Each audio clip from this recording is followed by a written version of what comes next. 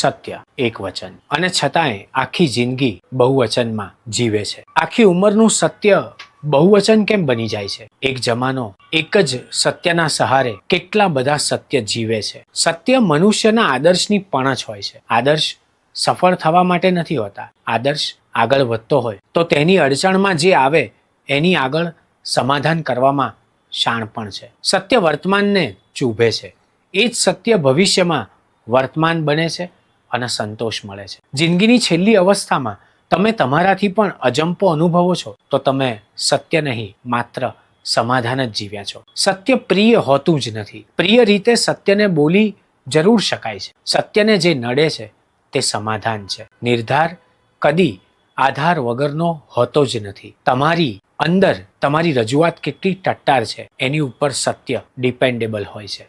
સત્ય ઉંમર પ્રમાણે બદલાય છે. બાળપણનું સત્ય એક તરફી અને સ્વાર્થી. કોઈ પણ બાળકને પોતાની ચોકલેટ બીજા બાળકને આપવી ક્યારેય નથી ગમતી. આપણે ફોસલાવીને અપાવીએ છીએ અને એ બાળક બીજા બાળકને આપે છે એ જુદી વાત છે. યુવાનીનું સત્ય સ્વાવલંબી હોય છે. પિતાની નેમપ્લેટ ભૂંસીને આગળ વધતું હોય છે. સત્યનો રથ ક્યારેય ધરતીથી ઊંચો ચાલતો જ નથી. સત્યનો પાલક ક્યારેય યુદ્ધમાં સ્થિર હોતો જ નથી.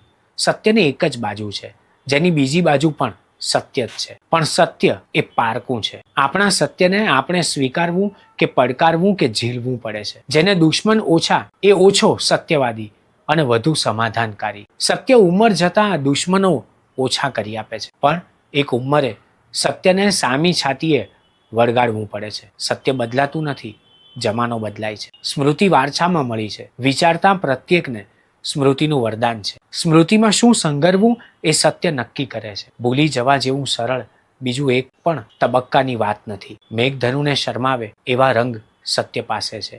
જેણે સત્યને નથી છોડ્યું એને સમય પ્રમાણે બધું જ મળે છે. સત્ય પાસે વિરોધીઓ ઊભા કરવાની કલા છે.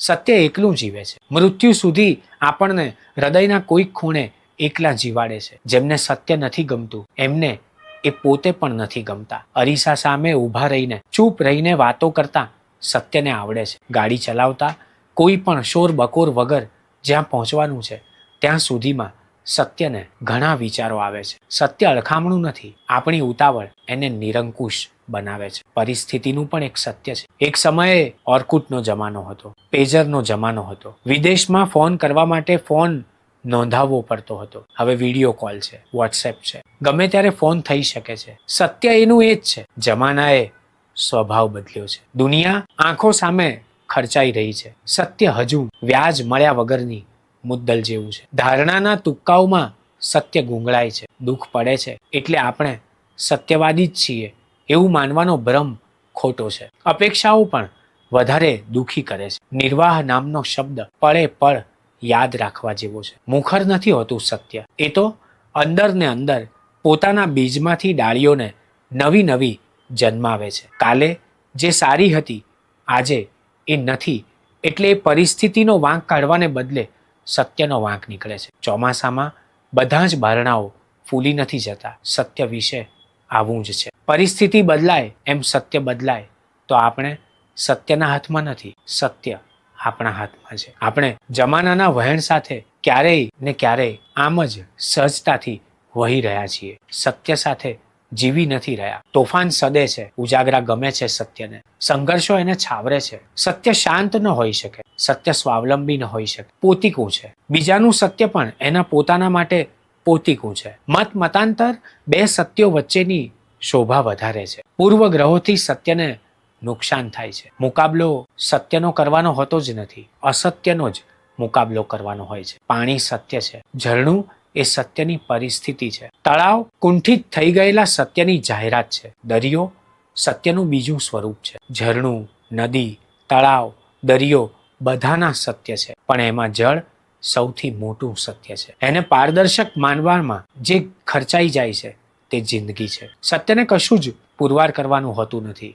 એ તો આપોઆપ આપણામાં એને સહન કરવાની નિષ્ઠા અને ધૈર્ય હશે તો પહોંચશે જ. એક સમયે જે બધાથી બિચારું, બાપણું, હરખામણું લાગે છે એ જ સત્ય અમુક સમય પછી બધાનું, સૌનું પ્રિય, પરિપક્વ બને છે. ધારણાઓ હાવી થઈ જવાથી સત્ય ધૂંધળું બને છે, પણ સત્ય એ નથી અને સત્ય એવું જ નથી. સ્વભાવનું આભૂષણ છે. મૃત્યુ પછી હાડકાઓ ફૂલ અને અસ્થિ બની જશે ત્યારે તેમાંથી પણ છતું થશે સત્ય. સામનો અસત્યનો કરવાનો હોય છે. એમાંય જો સત્યમાં સ્થિર હશો તો સામનો આપોઆપ ખુલાસો બની જતો હોય છે. હું બોલું છું એ પણ સત્ય છે. તમે જુઓ છો અને સાંભળો છો એ પણ સત્ય છે. જે શાશ્વત છે એ સત્ય.